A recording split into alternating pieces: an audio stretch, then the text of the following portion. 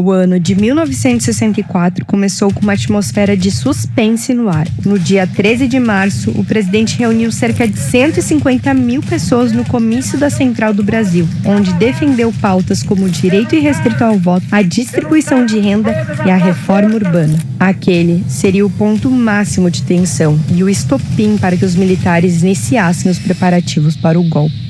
Comandada pelo general Olímpio Mourão Filho, as tropas golpistas logo avançaram sobre importantes partes da antiga capital, vencendo as tropas legalistas que resistiam ao movimento do dia 1º de abril. Já em Brasília, Jango se viu isolado, longe do apoio popular e ameaçado pelas forças insurgentes, e resolveu então partir para o Rio Grande do Sul, onde contaria com o apoio de Brizola e de tropas legalistas. Assim, naquela noite, o Congresso declarou vaga a cadeira da presidência, a partir da falsa acusação de que Goulart havia deixado o país. Excelência. Senhor presidente, agora cumprimento Vossa Excelência, os senhores ministros, um cumprimento especial ao ministro relator, Alexandre de Moraes, que apresentou o voto nesta parte agora de mérito. Não está funcionando? Que apresentou um voto de mérito muito, como sempre, muito substancioso, facilitando, como diz agora o ministro Luiz Fux, com a descrição que não precisa de ser repetida por cada um de nós, pelo menos de forma expressa nessa sessão.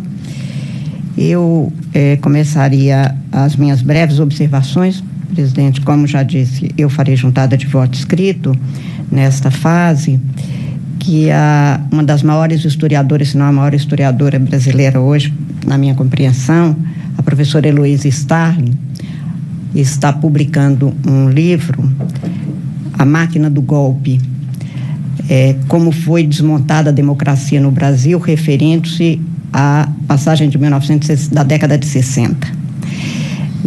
Num dos capítulos, aliás, em todas as fases, que está sendo seriada a divulgação do livro dela, ela mostra como não se faz um golpe em um dia.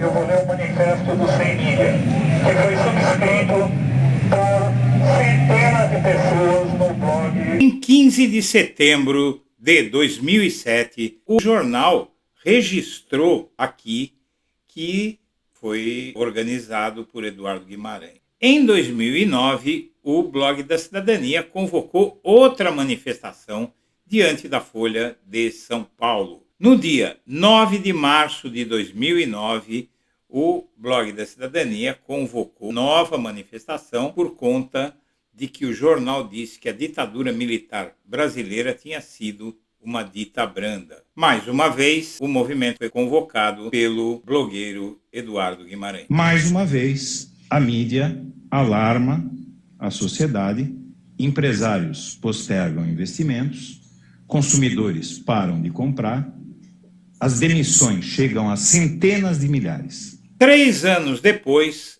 eu faço a primeira entrevista do presidente Lula com blogueiros, com jornalistas independentes, lá no Palácio do Planalto, há poucos dias de ele deixar a presidência. Como é que o senhor explica um país que melhorou tanto, está tão mal-humorado, presidente?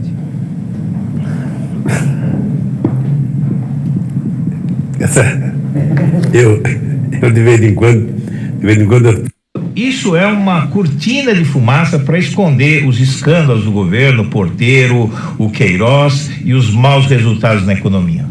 Olha, eu acho que o que foi feito ontem foi um show que a Lava Jato faz desde que nasceu. A Polícia Federal cumpriu um mandado de busca e apreensão e um outro de condução coercitiva contra Eduardo Guimarães, que é responsável pelo Blog da Cidadania.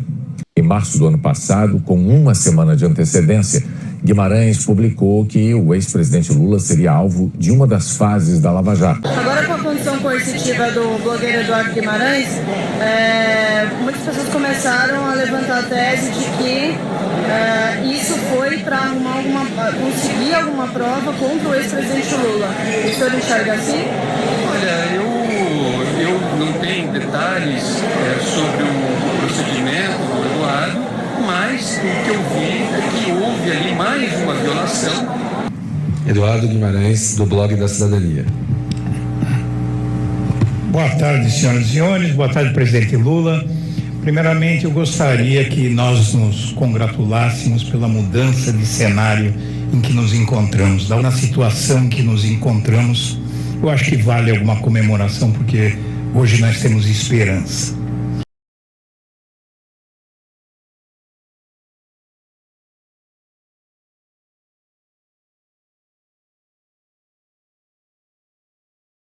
Bom dia, senhoras e senhores. Hoje é 30 de março de 2025. Estamos a 24 horas do aniversário de 61 anos do golpe militar de 1964, de 31 de março de 1964.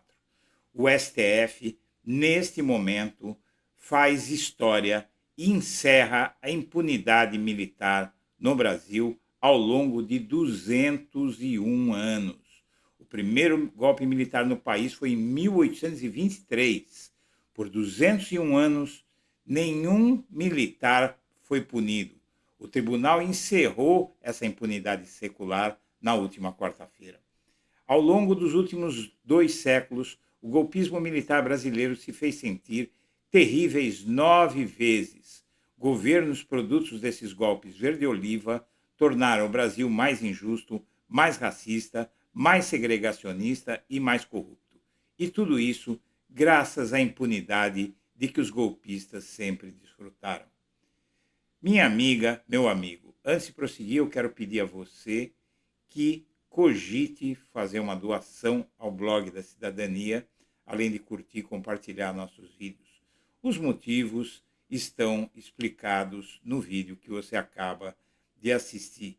Precisamos do seu apoio para tornar o Blog da Cidadania mais eficiente para enfrentar a guerra que vem por aí no Brasil e para fazer um canal melhor para você.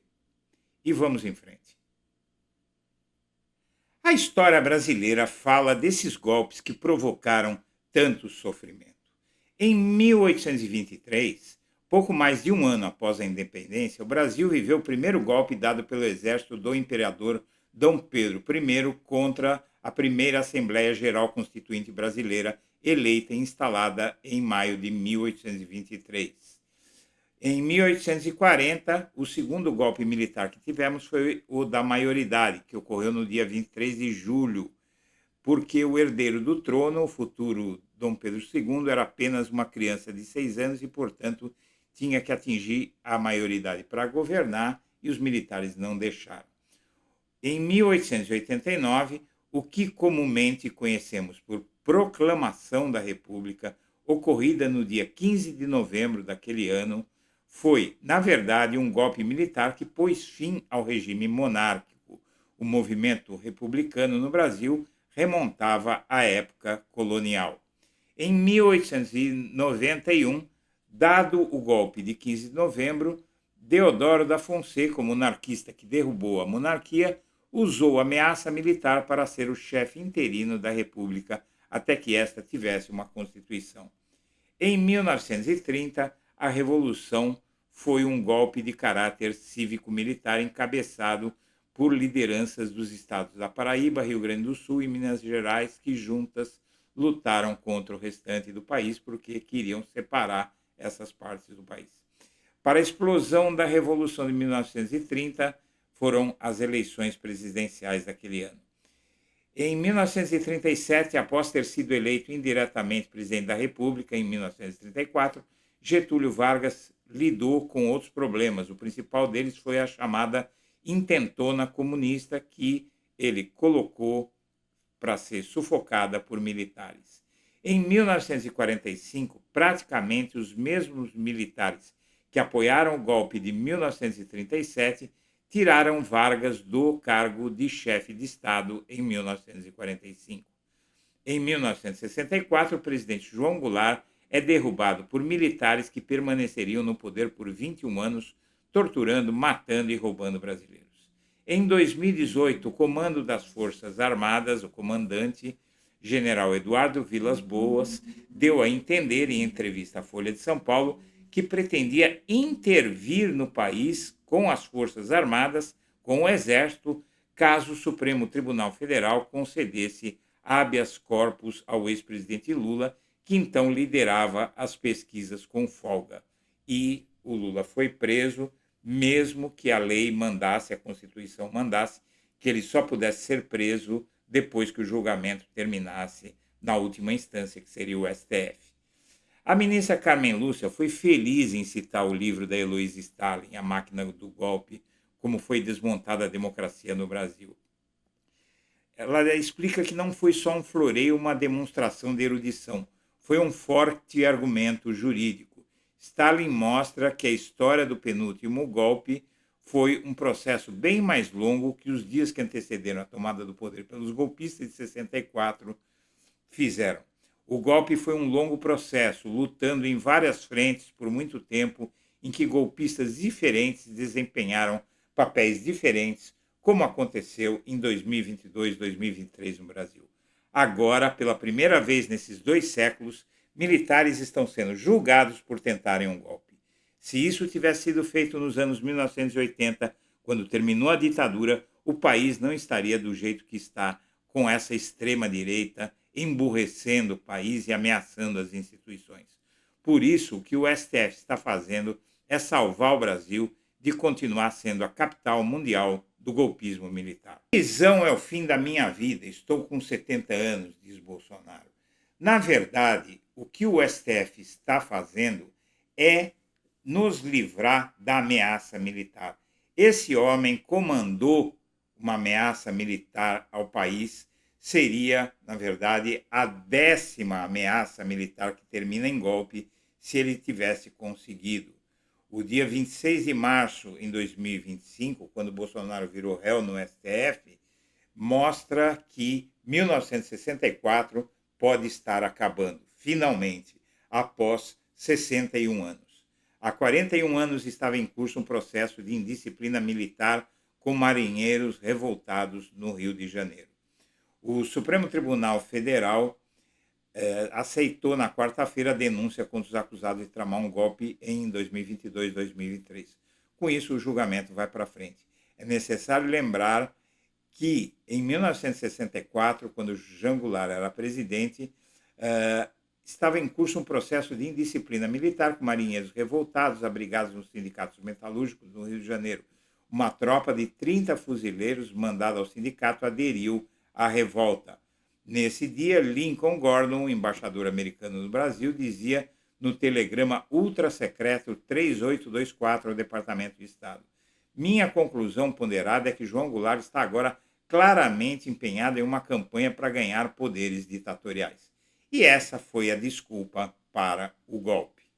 Muito bem, quantos golpes de Estado houve no Brasil? Como você viu, foram muitos. Na verdade, foram 10. Mas desses 10, nós tivemos aí 3 deles que, na verdade, foram 12, com os que derrubaram a Dilma e o Lula. Mas desses 12, 3 deles não tiveram uma participação tão efetiva de militares. A Dilma sofreu um golpe parlamentar. Os outros 9, todos tiveram golpismo militar. O golpe de Bolsonaro, se tivesse sido implementado e tivesse sido implantada mais uma ditadura militar no país, teria mais resistências e mais vítimas que o de 64, avaliam especialistas. Acadêmicos projetam que a ruptura democrática causaria manifestações, isolamento internacional e crise econômica. Nos momentos que antecederam a decisão de tornar réu o ex-presidente acusado de golpe, o ministro Flávio Dino protagonizou uma daquelas cenas momentosas, comuns em julgamentos televisionados, e mostrou que ditadura mata, golpe de Estado mata, não importa se é no dia ou anos depois, mas mata. E o julgamento do golpe, a votação no plenário, O julgamento do golpe mostra uma situação bastante perigosa no Brasil. A votação no plenário do Supremo teria maioria para reduzir penas e é por isso que a primeira turma é um caminho mais fácil para não perdermos essa oportunidade. O julgamento do Bolsonaro e dos militares é inédito na história do país. A decisão do STF de aceitar a denúncia contra Bolsonaro é inédita e pela primeira vez aqui eles dizem desde 1889, mas como eu mostrei, começou em 1823. E agora a gente tem essa outra ameaça, que é o placar da anistia. Mais de 80% da Câmara já respondeu a um levantamento e diz que se a votação da anistia fosse hoje, haveria número mais do que suficiente para aprovar a anistia. Aí o STF revoga a anistia, minha amiga, meu amigo. E o que acontece? A gente corre o risco, sim, de sofrer uma ameaça militar no país. Então, punir esses militares, como o STF está fazendo, é uma virada de mesa após 2 séculos de militarismo inconsequente e perigoso no nosso país. Tudo isso vai ser comemorado no dia 31, amanhã, na próxima segunda-feira. O Brasil está se libertando dos golpes militares. Senhoras e senhores, eu agradeço a atenção e deixo meu abraço para todo mundo.